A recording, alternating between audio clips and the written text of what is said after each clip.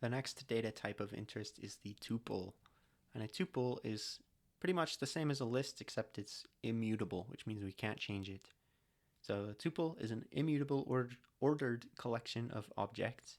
The objects within a tuple can be of various types, and you can create a tuple with the parentheses symbols or with the tuple function. Tuples are sequences, which we've seen before, like a string or a list, so we can iterate through them and access elements by index. So here I have an example of creating a tuple with the days of the week. And then I try to change the value of one of these values within the tuple. And so we get some text for the day of the week at index 6 within this tuple.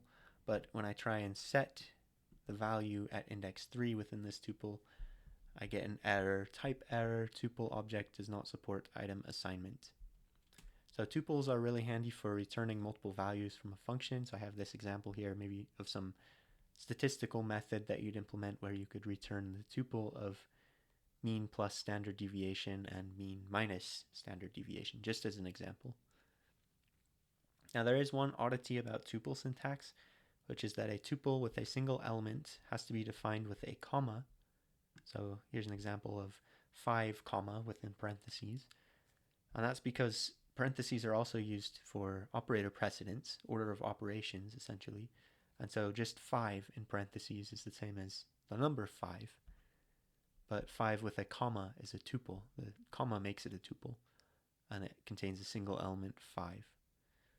So a comma is necessary to initialize a tuple in this way with parentheses, because parentheses are used both to define the operation precedence and for tuples.